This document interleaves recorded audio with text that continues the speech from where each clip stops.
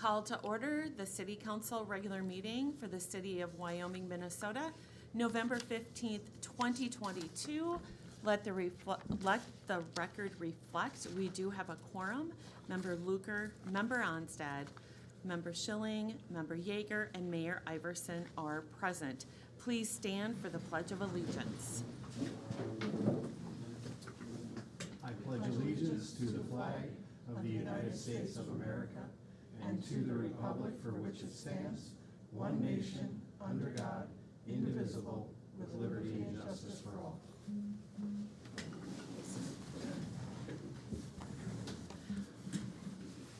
I just shake of heads. Can everybody hear us? Okay? We're done? All right? Fabulous. All right. Open forum is an opportunity for members of the public to address the City Council on items that are on or may not be or not be on the current agenda. Items requiring council action may be deferred to staff or boards and commissions for research and future council agendas if appropriate. You will be limited to 3 minutes, and we ask that you conduct yourself in a professional, courteous manner and refrain from the use of profanity. Failure to abide by this policy may result in the loss of your privilege to speak. Tonight, we have 2 members in the audience, 2 residents that would like to speak. The first one I have on here is Mr. Gatzo. So please come on up, state your name. My name is Neil Gatzo. Pardon me. I live at 5481 East Viking Boulevard, and I'm a resident of Wyoming. I've placed before each of you a copy of this request of mine. This came up in August of 2021, but no action was taken at that time. The situation remains the same. I've done a little bit more research. I've paid for a survey of my property, so I know where all of the property lines are, and I'm not relying on the computer or something like that to draw in the property lines. In that, you'll see on the back of the second page, you'll see a diagram of the street. In front of my house, East Viking Boulevard. You'll see that my house is located right in the middle of what might be the biggest yard in Wyoming. But because it's right in the middle, it poses a unique set of circumstances. You'll also notice on the left-hand side of that drawing, there's a diagram, there's a small slice of property. Before I purchased the property, and I purchased my property in June of 1978. In 77, the previous owner gave that strip of property for $1 to the Methodist Church to true up their property line and to make it easier for them to put in a future parking lot. If you look at, if you've had a chance to read over, in the R2, in the zone where I'm located, you have to have 100 feet of frontage, and you have to have 100 feet at the house in order to have a compliant lot. Now, I've measured this very, very carefully, and admittedly, it's very close, but the 2 lines on the next to my house represent 100 feet from the east and the west property lines. You'll see they're very close to my house. You'll see a small dash line just outside of that. My house has to have an 8-foot setback, or a side yard setback, pardon me. That's where the side yard setback represents. So in neither case do I have a lot on either side of my house that I could turn around and sell to pay for the assessments on this property. Now, I've done a good deal of research. I've spoken to Mr. Weck a couple of times. He and I disagree on this, and I think if my house wasn't there, if fire or tornado took down my house, there'd be 2 lots there, and you'd charge accordingly. And originally, prior to 1977, in a old survey, if you will, my property had to, I think they were stubbed in for sewer. But there were 2 established then. But that was before that wedge-shaped piece of property came off. And even with that, I think it would have probably been close, but the property owner probably didn't complain because the assessment wasn't very much. Now, the assessment is $7,500 times 2 in my case. I don't believe that that's accurate. I believe that the fair thing to do would be to say, okay, you have one piece of property with large lawns on either side that I maintain, but you only really deserve to have one assessment. The other consideration for you is that anytime there's an assessment, it has to be proven that my property will benefit from the increased amount, from the amount of that assessment. I currently have a sidewalk that's perfectly suitable. I have curbs and gutters. The roads are not in perfect shape by any means, but I have all the ingredients that someone would look to buy my house at some point in the distant future.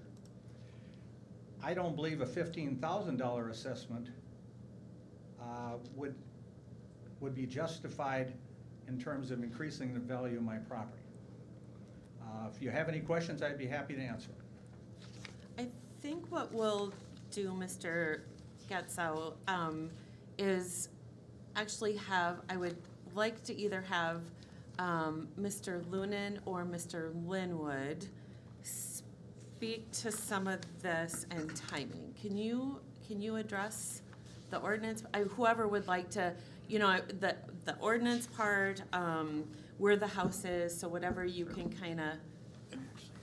I think that, I know Mr. Gatzel said he spoke with Mr. Wecker, zoning administrator, and based on our ordinance and how the house is situated and based on the survey and the 100 feet for a potential lot and what those setbacks are, I think we'd like to make sure that staff do a little more diligence and give council a recommendation. We can also talk to the property owner, Mr. Gatzel, to look at that. But in reading our assessment policy in regards how this is, that's the conclusion we came to, that there are in fact 2 potential lots here on this particular parcel. So right now, but I think we'd like to probably meet with Mr. Gatzel and then give council a more, probably a memo or a more formal recommendation from staff on the parcel and why it may be one way or the other. And I don't know, Mr. Lunan, if you have anything else. Yeah, I think particularly in consideration of the survey, having the survey now, I think previously we didn't have that. So that's new information. I think as a staff we can review and then speak with Mr. Gatzel about potentially what the appropriate course is here under the assessment policy in the city ordinance. And yeah, I think we can do that fairly quickly here. I'm just seeing this tonight, but with the survey, it's new information that I think we need to take into account as we're evaluating. Okay, and we have some time, correct? Because we're not doing this project. Mr. Erickson? Well, when you're done, I just want to Oh. make sure you saw that I wanted to Yeah, add something. I saw your hand. We do have a little bit of time on this, correct? Because the project is next year. I know Mr. Gatzo doesn't want to wait that long, and I think we don't either. This last year has been somewhat excruciating, having this hang over my head. I'd love to resolve it this evening. However, if the city administrator and the city attorney want to sit down, and I'd be happy to answer any questions I did about my dealings on the property and things like that. Yeah. But I'd like to resolve this certainly before the end of the year, in Okay. terms of planning for the future, if you will. Okay. So are we, and Mr. Erickson, you had. Thank you, Madam Mayor and members of council. I was just going to comment on the timing, and I think we kind of touched on that. We do have a little bit of time, and one, thank you, Mr. Gadsell, for the information that you provided. I too am just seeing this here this evening, but we would be able to meet with Mr. Gadsell, look through and discuss and come back to council with a recommendation. We could certainly do that more in the near term. We don't have to wait to, just prior to the assessment hearing, which would be next fall. We can certainly work through this now, come back with a recommendation after studying it a little bit and meeting with Mr. Gadsell and discussing a number of different factors that I think would be helpful for all of us to come back with a solid recommendation that we all agree on. I think would be helpful, but we do have time and we can certainly bring that back here before the end of the year. Okay, is council agreeable to that? I do have a question. Do you have a question? Yeah, I do too, but go ahead. Okay. In the end, at the second page, the back of the first page of Mr. Gatzow's packet here, are we saying that if the house was torn down, then 2 lots would be created and, The assessment policy doesn't say anything about the location of the building, it just talks about lot area. all right, lot area and width, but if there's a house in the middle, and to make it into 2 lots, are you assuming a tear down, the house being removed? Or a variance for the property line setback, if that was what was chosen to do, if they were gonna create a property line there without removing the house or a building, there would need to be a variance, yes. Okay, because, I mean, it doesn't look like there's enough space to me, but I could be wrong. Has there been any other property where we've assessed them more than 1 lot based on the idea that the house could be torn down? The Goodview Avenue project, there was one house, basically the same situation as Mr. Gatt's house, 2 lots originally, now 1 lot, with the house built in the center. That property line going down the center of the house, that property was assessed for 2 lots. Okay, So it's not unheard of. okay. Member Schilling? Did that person come in and approach the council about,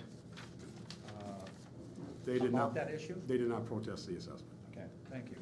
Mr. Schilling? So I guess my question was, is the assessment being based on the width of the lot or the size of the lot, or my understanding? Just the lot size, not the location of any buildings on the lot. Okay, because I was gonna, at first I was like, well, the county has it as 1 lot. It is. Okay, But- okay. But for the purposes of the assessment hearing, if it could be created or turned into 2 lots. Okay, okay. Well, we definitely should look at that. All right, so Mr. Getzel, thank you.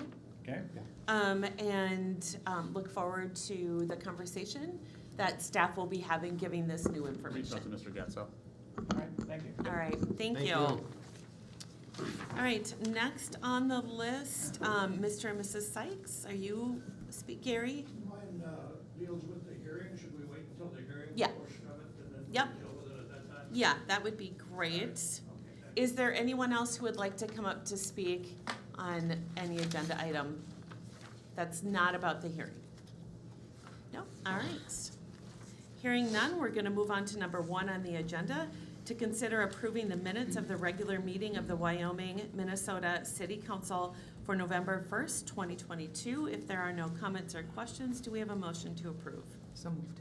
Motion to approve by Member Luker. Do we have a second? Second. Second by Member Onstad. All in favor? Aye. Aye. Opposed? So approved. Number 2, consider approving the minutes of the budget work session meeting of the Wyoming, Minnesota City Council for November 9th, 2022. If there are no comments or questions, do we have a motion to approve? So moved. Motion to approve by Member Schilling. Do we have a second? Second. Second by Member Onstad. All in favor? Aye. Opposed? So approved. And we have a scheduled public hearing for tonight. So, did you want to go over anything first? You want to do that first? I do Anything, have or- a brief presentation Right. again this evening that I would be happy to go through, so if I may. Yeah? Mr. Linwood, are you Yep. pulling that up? Sure. Great. All right. Well, thank you, Madam Mr. Mayor and members of council and residents. Thank you for attending here this evening. I know we've had a number of meetings, a lot of those last year. You may recall that we had started a project and intended on constructing that this year. However, we were waiting for results of a grant application that we had applied for. We were hoping to be successful on that based on indications from the federal government. We felt that we had a pretty good chance at that. However, we were unsuccessful. There was a lot of very competitive grants. Our criteria wasn't as strong as some others, just based on the number of businesses and how we were looking at trying to fund some of this project. And so we were unsuccessful. The timing of such being notified of being unsuccessful, we need to start our public improvement process over. And we decided that we didn't have enough funds to go all the way out to Polaris. And so we were again focusing on that, on our capital improvements plan that really identified improvements from Fenwick to Glen Oak. The other portion was an add-on because we felt it strengthened our grant application and would have been essentially fully funded and made our project cost less. But again, being unsuccessful, we are taking a step back in this process. We did update the feasibility study here at the last a couple meetings ago. And the council accepted that feasibility study, and we set the public hearing for this evening. And so this evening, I just want to share the results of that updated feasibility study, talk a little bit about schedule, and then ultimately, after hearing from the public, requesting the council consider a resolution that would order the improvements and authorize the preparation of plans and specifications. And so we have already started the plans and specifications and are very far along in that process because, again, we were at this stage a little while ago. We're just simply gonna cut some of that out of the project. And so that's kind of a big summary of where we're at. And now I'll get into the results of the feasibility study. Next slide, please. Again, our project location has changed. It does extend from Fenwick just to, just east of Glen Oak. We do intend on extending that sidewalk to the corner. You may recall that the roadway improvements will be just east of Glen Oak, but we do want to make sure that the sidewalk improvements are constructed as originally proposed. Our project schedule, again, I've gone through some of the meetings and where we were at back in August of 2021, but now this evening, our November 15th city council meeting, we are holding that public hearing where we want to hear from property owners, any concerns they have. We will have a fourth public informational meeting. That may be November 30th, that may be later, so don't really rely on this. We'll put, maybe when we post this, I know on the bottom it just says note subject to change in some of those dates, but we do want to make sure we have plans a little bit further along. I think we can probably be ready by that November 30th, but that is really an opportunity for property owners to sit down and meet with staff with the construction plans there. I had a question from a resident earlier this evening about a specific situation at their home, and this will be a great opportunity to pull out the plans and show and answer questions before we ask the council for authorization to advertise for bids. But you can kind of see the schedule. We would expect that construction would start roughly in the May timeline, May or June, and would be completed this construction season, with the assessment hearing taking place October or November of 2022. I did provide a fair amount of background already. Again, we started this process a while back. I'll skip through some of that, but one of the things I really want to make sure I highlight is that sanitary sewer and storm sewer removal and replacement. There were a number of areas that were found deficient. One particular area was sanitary sewer, does have a sag, and so there will be pretty disruptive construction occurring in there. The sewer is relatively deep, and so there will be some disruption adjacent there. Quite a bit of storm sewer was not in very good condition and deficient, so we will be replacing that as well. But again, for the most part, next slide, Mr. Linwood. For the most part, we all are aware of the roadway conditions there. We've heard a lot of complaints over the years, and so we are excited to get this roadway improved. On the screen, you can just see some existing photos of the deteriorating condition. We do have and have invested a lot of resources in patching this section of roadway. Some were large-scale patches just to get us by for a few more years, which we're fortunate that held up, but you can see that's starting to deteriorate as well. And so we know we don't have a lot of time, so we're excited to get this project moving forward once again. Our proposed improvements do consist of maintaining those parking lanes alongside the roadway. The drive lanes themselves are narrowed to some extent. That does still meet Minnesota state aid standards, so this is a plan that will be submitted to MnDOT because we'll be using some state aid funds for the project.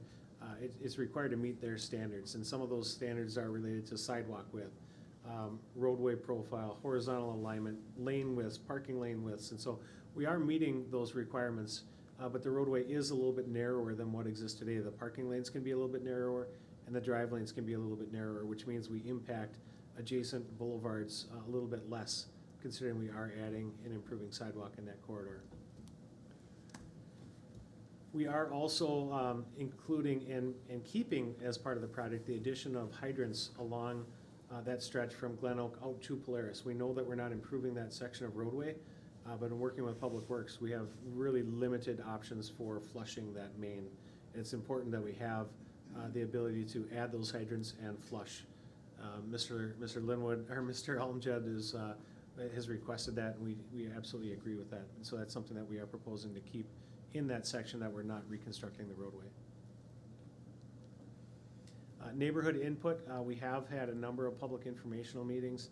We still continue to seek public information on this, and so if property owners here or people that receive the mailing, we want to hear. If there's something else that's come up, like I mentioned, we'll have a neighborhood meeting. If there's just something there that they feel needs to be addressed, we want to know that before we bid the project. And so again, there'll be one more opportunity for that before we go back and request council for authorization to bid the project.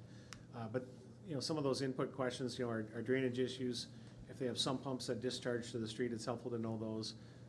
We've worked through, I think, most everything regarding street widths and parking lane widths, and pedestrian facilities. We've talked about traffic control and, detour routes in the past. So I think those are mostly resolved at this juncture, but if there are additional comments, we'd love to hear them. Next slide. Again, just typical questions that we get with the neighborhood impact, with tree impacts, and that was one of the questions I heard this evening. Turf restoration, driveway access. Is there heated walkways or driveways? Those are really things that we need to know in advance because we need to plan and bid accordingly. We've shared a lot of information about what to expect during construction. That will all go out before construction in a newsletter, so property owners know what to expect and when to expect it. And so that involves, whether it's mail delivery, garbage delivery, all those types of things. We'll make sure to coordinate and make sure we communicate with property owners well in advance so they know what's going to happen and when. Mr. Erickson, when you say heated walkways and driveways, that would be that we have some residents that might have that? Is that what you're saying? Yes. And so oftentimes those are either heated with a boiler or they're electric. And so if those are damaged, those can be far in excess of any assessment that we would have. It's not uncommon to have a driveway that's heated, that you're required to replace it, it'd be $30,000-$40,000. And so if it's damaged at one point, it may all have to be replaced. And so we need to know those things in advance of construction. And if you don't, whose responsibility is that? The resident, right, for not letting you know that? Yeah, that could potentially be the case, and I don't know. I think that's something that we've heard in other communities, and I try to monitor what happens in other communities, and I've heard some instances. And so there might be a situation where we want to discuss that as a policy, where we have something in place that if a property owner has a heated driveway in our right-of-way and we need to come through and fix something, and there's no way of avoiding damage to the driveway that's in our right-of-way, that the city's not responsible for that. Maybe it's the design of the system stops just short of the end of the right-of-way and things. So that's something that I would like to discuss internally to determine if we want to have a policy to protect the city in those situations. All right, thank you for the clarification. Good question. Next slide. Project funding has not changed. Our city assessment policy is 20% assessed for surface and drainage improvements only. So we know that this roadway is wider than what we typically see for a residential roadway, and so we're not charging for that extra width. We know the property owners wanted to maintain that parking, but we've excluded that from the assessment. So this is not charging the property owners for a street that's larger than what exists there in most of our other neighborhoods. And it doesn't include the sanitary sewer that we'll be upgrading because of some failures that we're seeing there. And it won't include the hydrants that we're adding along there. So those are all excluded, specifically just street and drainage improvements. And so that is our assessment policy. We assess 20% of the project costs. And the assessments are based on a unit, and we've had a little discussion this evening. Most properties have one singular unit, but we always look at parcels that are large enough to be subdivided. We look and evaluate, do they receive more than one assessment per our policy and what we've applied in past projects as well. And then, of course, the city pays the remaining 80% of the street and drainage plus all the other project costs. Next slide. Again, the assessment methodology, we have 51.5 units. We look at the assessment amount, the total dollar amount that is assessable. That happens to be just over 1.93 million. Times that 20% results in an assessment amount of $386,993 roughly. Divided by that 51.5 units results in a total assessment amount of $7,514.44. There was this is a slight change to what we've seen in the feasibility study about a month ago. The assessments actually went down from 53.5 units to 51.5 units. There's a couple of situations where property owners have been previously assessed, and we don't double dip and hit property owners multiple times. They happen to have a driveway on both roadways. They were previously assessed for a roadway project already, and so they wouldn't get hit again. And so that was some of the nuances to some of the changes that were made. So that again results in an assessment amount of $7,514.44. That is not the amount, right? So we talk about this often. We're hopeful that we get bids back that are less than what we've identified in the feasibility study. And that oftentimes is the case. It's not always the case, but it is oftentimes the case. And so we're hopeful, of course, that those assessment amounts and the city contribution is less than what we're projecting. Next slide. The assessment process does follow Minnesota statutes, chapter 429. We'll get into a lot more when we get to that assessment process and notice for property owners. But written objection appeal must be presented in writing and signed by the property owner prior to that assessment hearing, which again will be the fall of 2023. And all this information will be shared with them. Notice of the appeal must be filed within 30 days after the adoption of the assessment. And the interest rate is set at the time of the assessment certification. Those have typically been in that 4 to 5% range. Next slide. Assessments for this project are proposed to be over a 15-year period. We talked, I just mentioned about that interest rate being 4 to 5%. Property owners do have the ability to pay that assessment in full within 30 days of the assessment hearing without any interest accruing. Otherwise, they are applied directly to the property tax and would be payable over that 15-year period. Property owners do have the ability to pay the remaining balance off at any following year, any subsequent year. It would accrue interest through that year, but they would have the ability to pay that remaining balance off, not partial payment, but pay the remaining balance off any subsequent year. Next slide. Any questions from council, or otherwise I'd be happy to answer. Let's go questions, council, and then we'll open it up for public hearing. So, questions at this time? I just had one. When I was looking at the affected lots, I noticed lot 7, city owns lot 7. How does that work then for assessment policy? Can you pull that up, Rob? I'm drawing a blank on which It's- parcel that is, but I think it's not buildable. and Well, not that's my assessed, so- question Right. is, yeah, lot 7. So, yeah, so that's not buildable, it's not accessible. What's highlighted on there is every parcel that Okay. is adjacent, and so if we look closely at the assessment roll, a number of them have a $0 amount on the assessment. Good, Yeah, I was good curious question. about that. Thank you. And just for clarification, in the past though, if we have had buildable parcels, the city has been assessed for those amounts. Okay. We will. Any other questions? No? All right. So we do need a motion to go into a public hearing. So moved. We have a motion by Member Schilling. Do we have a second? Second. Second by Member Luker. All in favor? Aye. So we are in open session, or in a public hearing. So would anybody like to come up? Mr. Sykes, do you want to come up, or are you okay with that? I'll try and get up there. Okay, if you can't, you can just holler from your seat. Whatever works for you. I had to get up here so I can pick on WSB over here. Oh, boy. I got a good shot at him from here, see. Okay.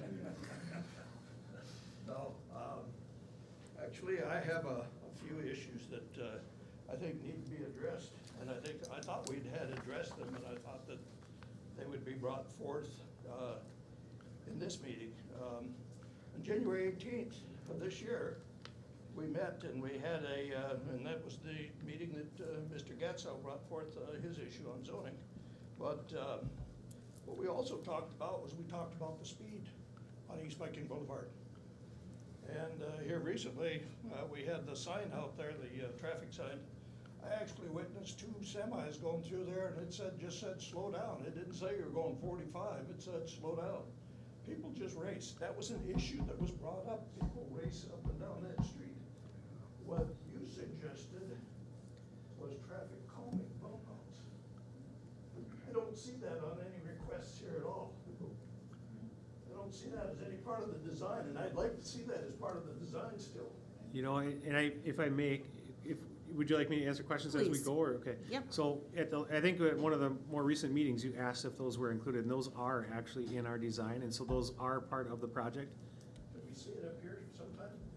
Certainly can, and I can, we have a meeting, I think, it's tentative for November 30th, and so I'm not committing to that, but we do have the plans, those are part of the project, those bump outs. I mentioned to you the last, maybe I a know you month did, ago, but I haven't that they seen are part of the project, they are in our design, and they are located there as traffic calming, right? We talked about that before, that Public Works may not be thrilled about it, but we do feel that they are probably a good idea for that, and Mr. Almjad indicated that he also agrees that that's a good idea, and so those are part of the project. We're putting it in just for you. So those are part of the project. Well, I'd like Plow to see it drivers written hate 'em. down because, I don't see it as any part of this. And I'd hate to be, for that to be ignored.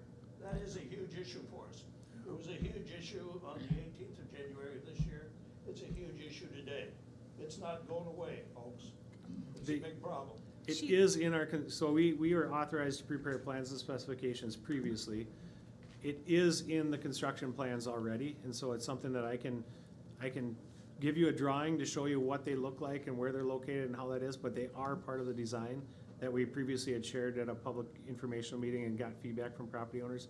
They are in the construction plans for construction, and they will be constructed. And so that can be in the meeting minutes for this evening, because it is part of the project. I believe that if they were part of that construction and you have them, that the community would feel like we had some representation in this hearing, that some of this stuff was followed up on. So I look forward to seeing it in your plans, okay? We haven't even shared any of the construction plans and any of the figures, right? And so it is part of the project, and it is in our construction plans. Okay, we just like to see them, more often in writing rather than, like I said, I saw the stuff that you are requesting this time for approval. It wasn't in there, so I'd like to see that as part of it. It is part of it. Okay. Thank All right, you. thank you, Thank Mr. you. Sykes, appreciate it. All right, do we have somebody else who would like to come up and speak? Anyone else? Anyone else? No? Mr. Getza? I have two questions for the engineer. One of them, you just said there's gonna be a bump out. Could you describe what that is? If it's not a straight street, I would imagine it's gonna be harder to plow snow, but explain Right. what that is. The other question I have is, right now, the sidewalk in front of my house that I'm responsible for shoveling, and now it's going to become a foot wider, is sunk in. And the sidewalk that was replaced this summer is sunk in at the current level as well. I can shovel all I want, but the water drains to there and freezes, and I've got no way of removing that water. So I've got a icy, dangerous situation with how many different senior citizens' houses down the street from me. Will the sidewalk be raised and my yard be lowered, or how will you deal with that so that I don't have a construction dangerous situation? Very good questions, and I'd be happy to answer those. Likely what will happen is the roadway, it will drain to the roadway rather than it being raised and perhaps trapping, I don't know the exact situation of your property, but if water is draining out towards the roadway already, I'm not sure if your yard does drain that direction, but it sounds like the sidewalk is depressed and it holds water. Part of it does, but the We would, boulevard is high enough that it just traps the radiator Right. right there in the middle. so what we'd like to see is that just drain out across the sidewalk, across the boulevard, and into the curb and gutter and into the storm sewer system. And so we'll address each individual property a little differently, because they're all, of course, a little bit different, right? And so we'll have an on-site inspector. You'll get to know him very well. He'll have an opportunity to meet with him, and we'll work out a lot of the grading things. We, of course, get as much as we can on the plans, but there's always little details that we'll make sure to address. As far as the bump outs, I've used this one from the, when we do. oh, great. It's Thank an you. example. Yeah. They're This not is- getting white picket fences. Right. So what it is, there's parking lanes along the side of the roadway. At a couple of locations, a couple of the intersections, we do have bump outs where the parking lane disappears and the roadway somewhat narrows because the curb lines come in, and it's kind of, it doesn't feel like it's quite as wide open in a straight raceway, if you will.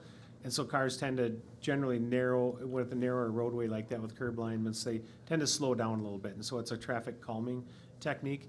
But you'll see that, like in the upper picture there, on the upper right there, you can see where maybe the it doesn't look like there's a parking lane there, but you can see where it narrows in, where we may have a pedestrian crosswalk, for instance, and that would be a narrower stretch of roadway. So that, it's kind of bump out, it kind of bumps into the roadway. Does that, I can see, that illustrates it very well. Can you tell me where those are going to be placed along Viking? there's only a couple of areas. Rob, do you recall, do you have the, I can pull up, I can actually pull up our construction plans. If you wanted to stick around after the meeting, I could show you. That's fine. I Because just they're thought- on our, You've been talking about it, and I thought, well, where about, I would imagine there would be one, I forget what's the north-south street? Just east of. I'm drawing a blank of the names. Forley. I'm guessing that there would be one probably at Forley. I think that's probably right. Let me, Is there another one anywhere in that stretch? Freeport. Glen Oak. Okay. Yeah. That would make sense. And if you'd like, I can pull up our construction plans that are drafted thus far, and, yeah. I was just wondering. They are on that end, Just, though, yeah. just on intersections, right? Okay. Correct, yeah, they're located at intersections. Thank you. Can I ask a question?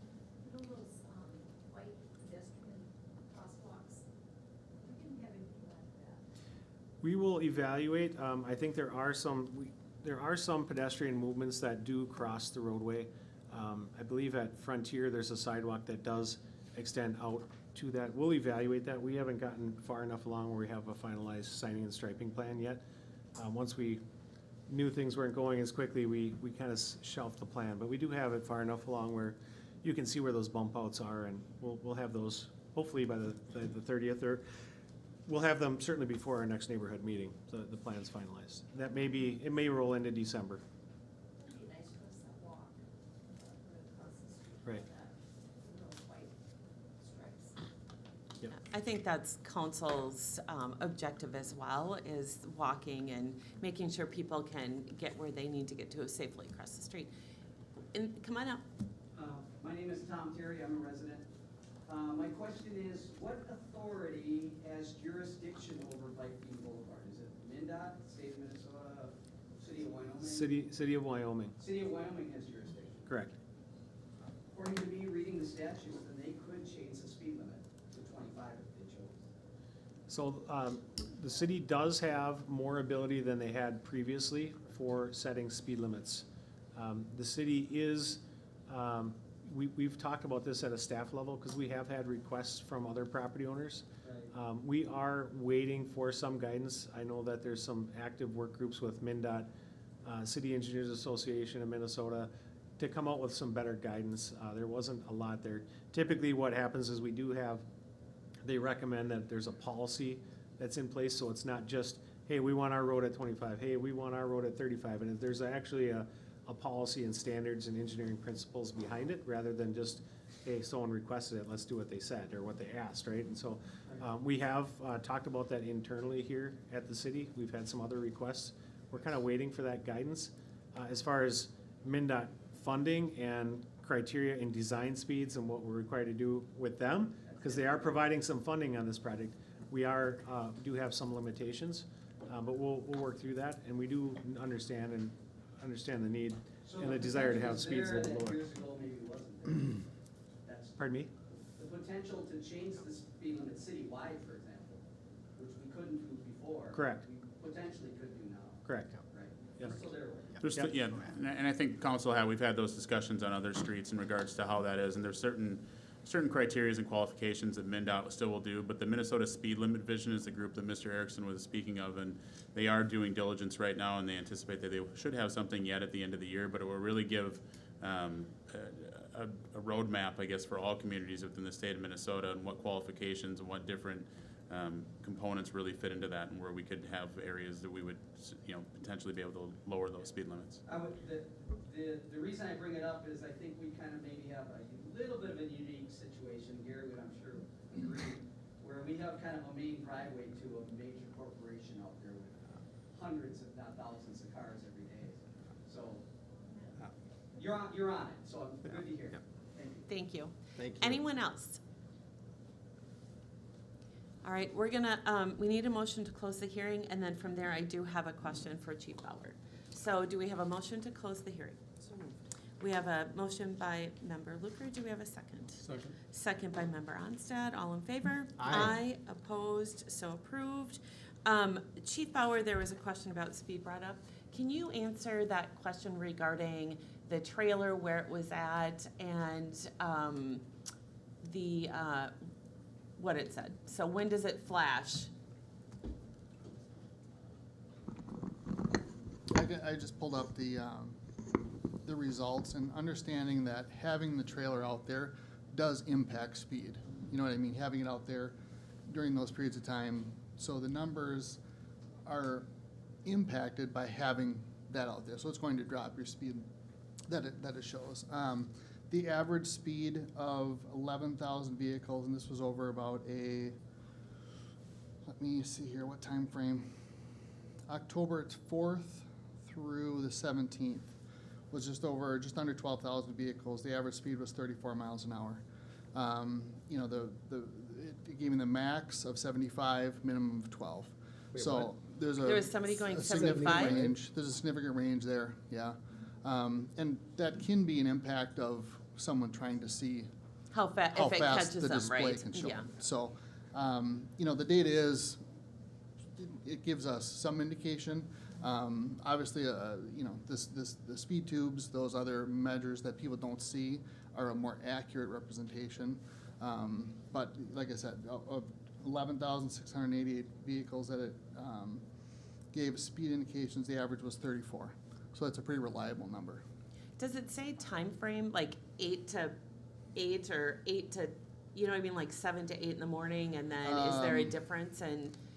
It gives me Speed. every minute for those entire, so it's 18,000 lines of data. Great, can't So, wait to see yeah. that. Yeah. So, okay, So yeah, I believe, did I share that with you? Yeah, so we So could, Chief Barr, yes. yeah, we can get a little more granular with it. That's Yeah. just a quick representation that I have okay, in front of me. appreciate that.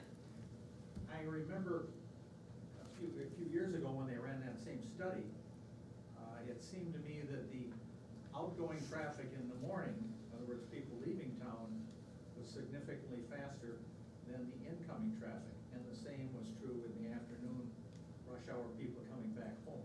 But I don't know if you'll find that in this survey or not, but And I don't, something that this won't give me direction, one way or the other. The speed, Oh. it only tells me. I think the last one we did were Right. the tubulars, as Chief Bauer spoke of, so we could okay. kind of tell on but this was just the speed trailer. Right. All right, thank you, I course. appreciate that information. Yeah, of course. So, all right, so number 3 on the agenda is to consider resolution 221198, a resolution ordering the project and authorizing the preparation of plans and specifications for the 2023 East Viking Boulevard Improvement Project. Any other questions before we go forward? Okay, so we do need a motion to approve. So moved. Motion to approve by member Schilling. Do we have a second? Second. Second by member Onstad. All in favor? Aye. Opposed? So approved. The consent agenda, number 4, 5, 6, 7, 8, and 9. Does anybody wish to pull an item on the consent agenda?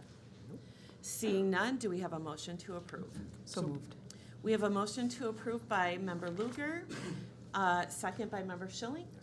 All in favor? Aye. Aye. Opposed? So approved.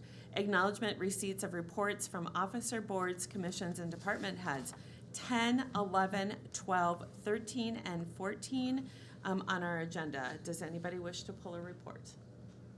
Seeing none, we'll move on to new business, number 15, to consider resolution 2211-104, a resolution approving a rezoning Z22-003 Newman Estates R2 to R1, location 5759 250th Street, application Kelly Newman, property ID number 21.11125.38.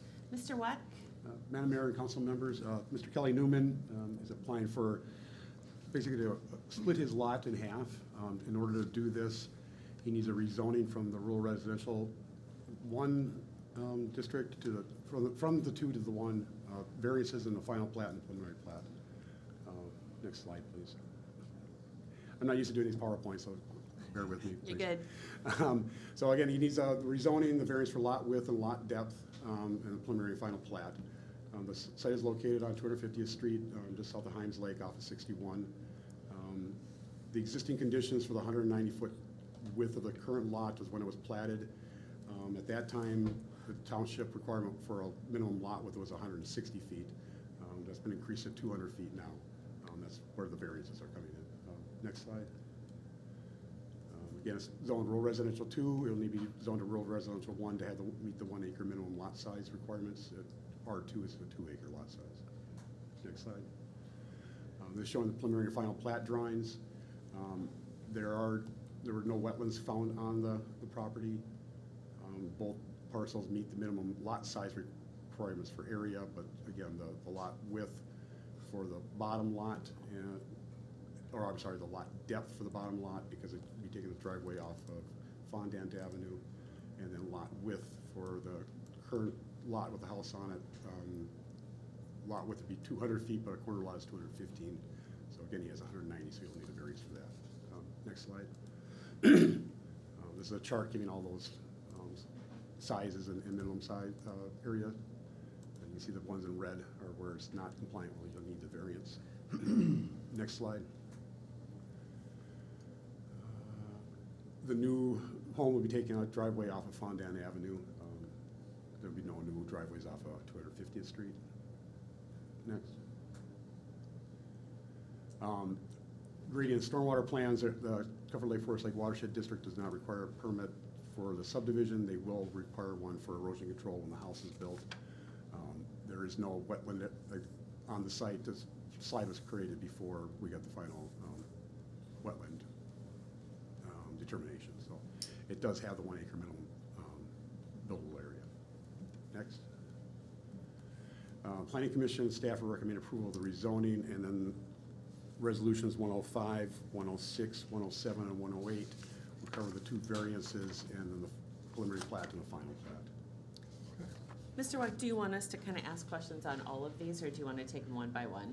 Whatever you'd like to do, Madam Mayor. Okay, let's just ask all the questions, and then we can just go through through these. So, questions by Council Member Schilling. I actually don't have any questions. By splitting, we're still meeting the minimum, so that was kind of my only concern. And then we're narrow, that's where the variances come in. So I read through the notes, I'm fine with it, so. Okay, Member Yeager. The variance can't be approved unless the rezoning is approved, is that correct? If we don't approve the rezoning, then the rest of it is moot. That's what I was getting at. And is it just a single property in this R2 zone that's being rezoned? Just this property itself. So that spot zoning, sounds like to me spot zoning, and that's not supposed to be optimal? It's in compliance with the comprehensive plan for it to be the R1 zoning, and there is R1 zoning across the street, so it's not isolated by itself. So it's peninsula zoning? Well, the bigger issue is of spot zoning is it's out there all by itself, and it's not in compliance with the comprehensive plan and the zoning ordinance. So that would be a spot zoning. This is a zoning in a spot. May I add something? Please. Just real quick. Because it's neighboring those zoned, it's not uncommon for cities as they grow and progress to see them spread and grow around that original zoning, if Correct. I'm not mistaken, so. That was the other reason I looked at it exactly how she had said it at first, and then I looked across, and it's touching an R1, so I was fine with that, so. Because, my concern is being inconsistent in a zoning district, because there would be the only R1 zone in that section of R2 district. And I'm also concerned about setting a precedent, because once this one lot is split, why not everybody else in the R2 district split their lots? And, Well, first they would have to show that they have 1 acre buildable for both lots. Well, yeah. If they didn't have, again, the width, they would have to go through the various process also. right, but what's but gonna again, stop them from, This, In this case, Mr. Newman would be the very first person to bring in his zoning in compliance with the comprehensive plan. So anyone else that'd be doing that also that would be in compliance with the comprehensive plan is just the next step in that. Someone's gotta be the first person. Yeah, I gathered that. But the comprehensive plan, that section has always been zoned for lower density, I'm not zoned for, excuse me, guided for lower density housing with mixed development across the street where Maranatha is. Across There's 61. mixed use across the street, yes, at Maranatha. The lower density residential district included both the R1 and R2 districts. Okay. Yeah, so I do have the concern about the precedent being set. And then we have a whole bunch. I think it's the precedent, I don't think it's necessarily inappropriate because it matches the comprehensive plan, which is the guiding document for the city council to utilize in this situation. So I think that's your key component that you're looking at in this particular situation. If it didn't match the comprehensive plan, as Mr. Weck stated, I think then you would probably have a bigger look at this or argument to say, does this actually fit that guiding document? Is the applicant here tonight? Mr. Newman is right there. All right, great, thank you. All right. Member Yeager, any other questions? No. Okay. Member Luker I have no questions. and Member Onstead. I have no questions All right, I have none either. So we do need a motion to approve, I'm not gonna read it all. Resolution 2211-104, a resolution approving a rezoning. Do we have a motion to approve? So moved. We have a motion to approve by Member Luker. Do we have a second? Second. Second by Member Schilling. All in favor? Aye. Aye. Opposed? So approved. Number 16, to consider Resolution 2211-105, a resolution approving a lot width variance V 22-001, Newman Estates, location 5759 250th Street, application Kelly Newman, property ID number 21.11125.38. Any questions or comments? Then we need a motion to approve. Do we have a motion? So moved. Motion by Member Schilling. Do we have a second? Second. Second by Member Luker. All in favor? Aye. Opposed? So approved. Number 17, to consider Resolution 2211-106, a resolution approving a lot depth variance V 22-001, Newman Estates. We have the location. Do I need to read it? Do I need to read it all? No. Okay, Yep. thank you. Yep. Thank you. All right, any comments or questions? Nope. Hearing none, do we have a motion to approve? So moved. Member Luker makes the first. Do we have a second? Second. Second by Member Onstead. All in favor? Aye. Opposed? So approved. And number 18 on our agenda, to consider Resolution 2211-107, a resolution approving a preliminary plot. Any comments or questions? All right, we need a motion to approve. So moved. First by Member Schilling, second, is that Member Onstead? Who made the second? We have a first and a second. I didn't say anything. I made the first. Okay. Yeah, I So didn't. Member I Schilling is didn't the know you did first, that. and Member Luker is the second. All in favor? Aye. Aye. Opposed? So approved. Number 19, to consider Resolution 2211-108, a resolution approving a final plat. Do we have any comments or questions? Hearing none, do we have a motion to approve? Motion. Motion to approve by Member Onstead. Do we have a second? Second. Second by Member Schilling. All in favor? Aye. Opposed? So approved. Resolution, so our number 20, Resolution 2211-109, a resolution approving a preliminary plot, D 22-104, Mega Meadows, am I saying that correctly? Mayoria. Okay. Location 7580 250th Street, application property ID number 21105008.00. Any questions or comments? This is, This is different, so Yes, Mr. Mr. Weck Weck will will have have a brief Okay, presentation. Yeah. sorry, I was on a roll, That's okay. right? Wait. So, all right, Madam Mayor and council members, this one is also on 250th Street, but about 3 miles to the east of the last one. So this is, again, a preliminary and final plat, no variances are required or rezonings. It's just off of Highway 8 on 250th, and then Hazel is the other connection. It has a lot of wetlands on it, but it does have the minimum lot area for billboard. Next slide. it's zoned rural residential 1, which would be a 1 acre minimum lot size. And it's also, a portion of it is within the shoreland management overlay. That does not affect anything on this application. Again, the minimum lot size, lot 1 will be almost 10 acres, and lot 2 will be almost 5 acres. There's about 4.5 acres of wetland. I think we'll go to the next slide. That's a final plat drawing.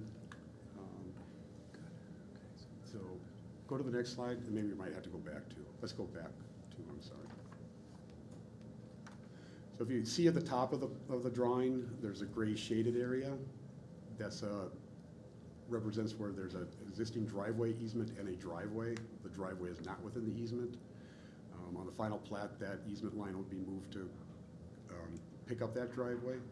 The driveway is providing access to the property to the north, which in this case on the left. North is to the left. It's also the only way to get to the buildable area of the new lot. So they'll need to have the easement revised to include the access to that buildable area of the lot through that same strip of land. Go back to where we were at. I'm sorry. Again, these are the minimum lot sizes. They meet all the requirements on both lots. Next slide. And, okay, we do have a close-up. So this is a close-up view of what I was just speaking about. The existing easement is a gray area. You can see the kind of dotted line showing where the existing driveway is. It's not within that easement, so it will need to be moved over to, the easement will be moved over, not the driveway. Again, the same as the last one. It's in Lake Forest Lake Watershed District. They did not require any permits for the platting. There will be a permit for erosion control when the house is built. And the Planning Commission and staff's recommend approval with the conditions listed in the resolution. Mr. Weck, I might have missed this. Is there already a house on that property? There is a house on the one parcel. Yeah. So, Okay, and so the applicant is looking to right. Yeah, have another house or whatever on the other one? Correct. Okay. Or to be able to sell that. Yeah, okay. Yeah. That was my So only the question. longer lot has the house on it right up by the street. Okay, and is the applicant here tonight? No, but his surveyor, Kelly Jordan, is here. Okay, great. All right, members, questions from members? Member Onstad. Was this at one point one large lot, maybe 20 acres that was split into quarters, with one quarter being sold? They may have split that 1 5-acre lot off to the north where this provided the driveway. I don't know when that happened. It was 76, it was a long time ago. Okay. And this all could have been part of an even larger parcel. No. Okay, Member Luker, I have no questions. right? Member Yeager?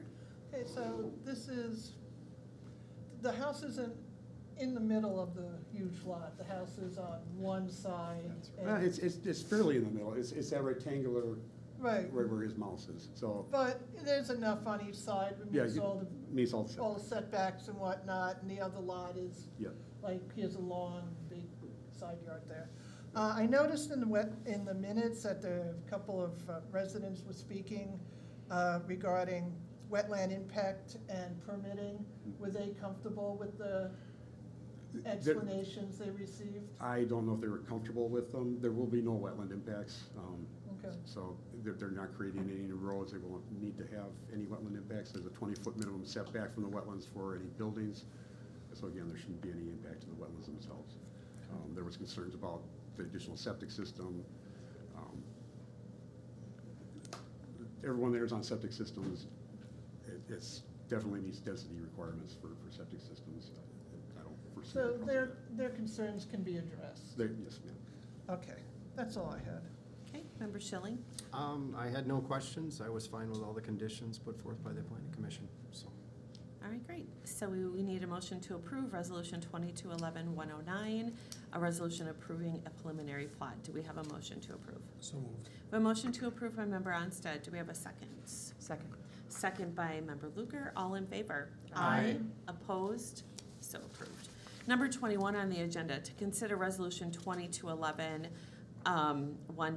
a resolution approving a final plat, which we just talked about. Any questions or comments? Seeing none, do we have a motion to approve? So moved.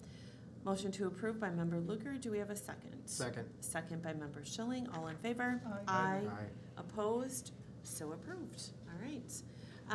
Number 22. All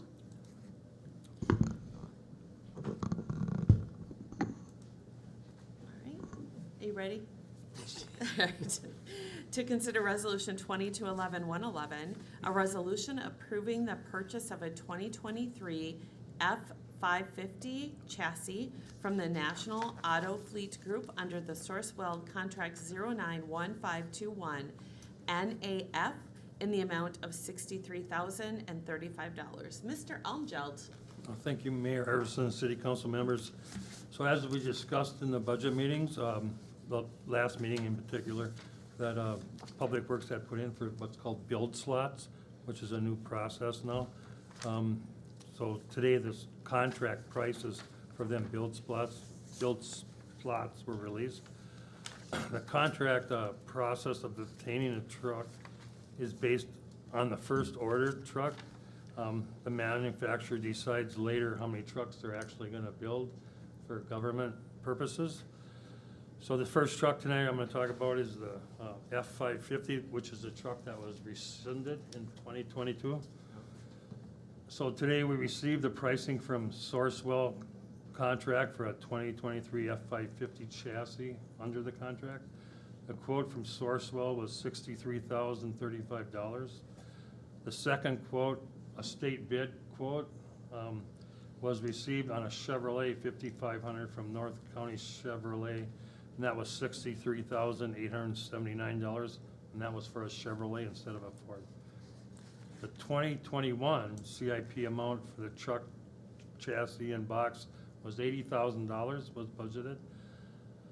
So we got a soft quote for the box, which the state contract for the box for this truck actually comes out in December. So the quote they gave us today, if we went and got it without a state contract, would be $33,000. So, but it should be less with the state contract. With approval of the Sourcewell contract, the total purchase price would not exceed $96,035. The current 2005 F-550 would be sold on auction with city council approval with a minimum bid of $16,500 to meet the budget amount, original budgeted amount. With the current prices, we believe this is a reasonable outcome of the auction price. And with that particular truck, I'll take any questions. Okay, Member Luker, do you have any questions? I don't. I know we've discussed this previously, so no Okay. questions. Member Yeager? This truck was budgeted for this year. Yeah, well, 2021 it was budgeted for. And- Okay, this truck was But it's in the budgeted CIP, yes. last, In 2021, in 2021. and we ordered it, and then we didn't get it, and we rescinded it. We were told by Ford our Right, order so was this canceled. one, we already have the money sitting aside to pay for We it. have 80,000 budgeted. Okay. Yep. And so this will end up coming out just over 80? Well, actually, it'll, 63 plus, we'll have another bill for the box and everything? correct. Besides, so the worst case scenario would be $96,035. And, but we still have the old truck to sell. So you think you'll get enough in the old truck, you'll meet your budget of 80,000? We believe so, yes, and Okay, and if you don't? I believe the next truck, when we sell that, is way under, so we would, total dollar amount between the two trucks would be, Okay, all that money would go back to the CIP and we'd be good. okay. Member Schilling? No questions. Okay. I'm just making a statement. It's incredible the amount of money that they've gone up. So, I hope to see them come down, but I don't think we have that. I just don't believe we're gonna see that for a while, No, I right? think we're- Is kind of what yeah. you're hearing? And we're hearing that, and I think not only for the vehicle, but also for just in regards to this, the box has gone up significantly, almost 35% just from we originally budgeted in 21. So, and that's Yeah. the soft dealer cost right now, not to say contract, as Mr. Elmfield said, but I think Yeah. it's, we're just trying to keep pace with some of these Gonna start. increasing costs we're Yeah. seeing. We'll Perfect. start seeing the fleet brands change over because of availability and cost, so. All right, so we need a motion to approve Resolution 2211-111. Do we have a motion to approve? So moved. Motion to approve by Member Schilling. Do we have a second? Second. Second by Member Luker. All in favor? Aye. Opposed? So approved. Number 23, last on the agenda, to consider Resolution 2211-112, a resolution approving the purchase of a 2023 F-350 pickup from Midway Chevrolet under the state bid contract FTM36, contract number 169665, in the amount of $50,370.92. Mr. Algeld. Yeah, thank you, Mayor and council members. So Unit 904 is used for a variety of day-to-day functions within the department. It is utilized in parks and street maintenance and staff trainings. A plow also needs to be incorporated into this truck to increase its utilization in the full spectrum of the Public Works programs. The truck is a 2012 Chevrolet 2500 with 103,135 miles. So Public Works has received 2 quotes, one from Sourcewell and one from Midway Ford on the state bid process. The bid from Midway Ford was the lowest bid at $50,370.92. Sourcewell bid is $60,970 for the same model truck.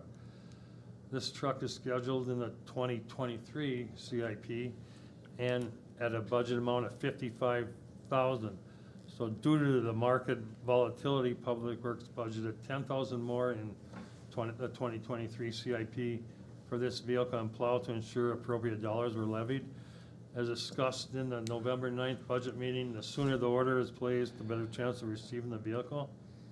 A snow plow is $8,000 for the truck. That would put the total purchase not to exceed $58,370.92. The 2012 Chevy 2500 will be sold at auction, and we believe it will bring in more than $3,370 to meet the proposed 2023 CIP amount. And again, this is just the truck. We don't have a plow already? No. Okay. Mr. Linwood, can you do me a favor, please, for people that are watching Sure. that'll be reading the notes? Sure. Can you please just briefly explain why we need to do this out of the budget early so there's a clear understanding? So- We don't normally do this. Certainly, correct, and I think that was where we had a discussion with the city council on this, about this at our last budget work session last week. The issue is that it is new territory for this municipality and all the others throughout the state. In the past, the state contracts, the way they worked is we essentially received pricing in the year prior to when you're gonna order them, and we would receive the pricing, we would budget appropriately, and then we would most likely bring something to the council at the very end of the year, the beginning of the following year, and that would be when we put the order in. But right now, with the volatility in the supply chain, the manufacturers for these vehicles, state contracts are both, as Mr. Almgeld brought forth for Sourcewell and for the state contract, have brought that pricing to us prior to that year. So in the situation, we would be asking council to approve this purchase before our 2023 budget was approved. We do have the dollars within in other areas of in the city, whether it be our capital revolving loan or things like that, but it is a bit unprecedented, not only for us, but other cities. They are dealing with this exact same thing. Some cities are going as far as adjusting purchasing policies. Maybe down the line, we'd look at that, but right now, we think we're in a spot where we can simply bring it to the council and ask for that and make you aware of this is the situation that we are dealt. So in this example for the state contract, I believe it recently opened, Mr. Almgeld, and then it will be closing actually before the end of the year. And as Correct. Mr. Almgeld stated, entities that are getting those orders in first seem to get earmarked and have a better chance. So we have had vehicles obviously canceled for both our Public Works Department and our Police Department in the past. So we're hopeful if we act quickly that we'll have a little better chance of receiving these vehicles. Okay, and this is important to have for our community, obviously, as Public Works continues to do the great job that they're doing. So it's important to do. Okay, all right, questions from council. We are on Member Schilling, No questions. Member Yeager. Since this isn't budgeted till 2023, and that hasn't even been passed yet, when is the bill gonna come for this? I don't know if I don't think you'll still receive a bill, Mr. Oh, Holmesville. no, well, it would definitely be in 2023 when we Yeah. receive the invoice. We would receive on when we receive the vehicles, usually And when you the pay. invoice. Yeah, so, we'll order it, but we won't have to pay for it until after the budget's been passed. Correct. And if on the very unlikely chance that they want their money before the budget's been passed, there is money to cover this. There would be, and we would do so, and I think that's just more or less, we want to make sure that the council understands this and we're getting the appropriate authorization from you on this item, but normally it would be right on receiving that vehicle is when we would pay for it. Okay, cool. All right, Member Luker? No questions. Member Onstead? No questions. All right, then we need to have a, Mayor, yeah, Sorry, I have Yeah. a grammatical change. I don't know if you want to amend the resolution or if it's just a administrative thing. It looks like we had put from Midway Chevrolet. It should be from Midway Ford in the resolution. I just wanted to I'm make sorry. sure that's correct. Ah, yes. So I don't know, Mr. Lunan, if we should amend it. okay. We need to consider Resolution 2211-112, amending the resolution to read Midway Ford for approving the purchase of a 2023 F-350 pickup from Midway Ford under the state bid contract at FTM36. Do we have a motion to approve? So moved. A motion to approve by Member Schilling. Do we have a second? Second. Second by Member Luker. All in favor? Aye. Opposed? So approved. All right, council reports. Let's start with Member Luker. I attended the work session, and that's it. Thank you for attending. Member Onstead? I also attended the work session and the planning commission meeting last week. Thank you. Member Schilling? No report. I'd just like to thank Rob and the staff in entirety for a great election. It was a heck of a turnout. You guys kicked butt. So thank you again. Thank you for who's still remaining and who's watching tonight. And that's all I have. All right. Thank you, appreciate it. Mr. I think Mr. Alex did a really great job with all that. He organized the lion's share of it, and we were both present that day, but he really did the heavy lifting, so he did a fantastic job. Well, great job, Alex, because a lot of people were happy with how smooth it went for the volume of people we had, so. Mr. Sachs, was that your first election? It was, I was with the City of Lake Elmo in 2019 through March of 2020, so I actually left my position there right before that presidential primary, so this was my first Trial by one. fire? Yep. Do we know how many total votes? I mean, it's not coming to me right now, but total came in and voted. It was like 5,000. Our total registered, I think, was around 5,600 registered, but it was busy. It was a very fantastic turnout, which Wow. made for a busy day, but obviously, we like to see that. Yeah, that's awesome. Great. Thank you. I agree. Great work. All right. Member Yeager. I attended the budget work session, and I'd like to thank you all for staying, and everybody who came, everybody who's watching, and wish you all out there a happy Thanksgiving. All right, I had a very slow 2 weeks, so all I attended was the work session. So extremely slow. There wasn't a lot. Oh, I should say that Lions Bingo. So we did the Wyoming Lions Bingo. Had a great time. I didn't do Facebook Live on that particular one. I know how much everybody enjoys that. But it was a good turnout, a very good turnout. So thanks to the Wyoming Lions. Also thanks the Stacy Lions as well, because they're the one who hosted Wyoming Lions in Stacy. So that was great what they did. All right, any other questions, comments? If not, I move to adjourn. Do we have a second?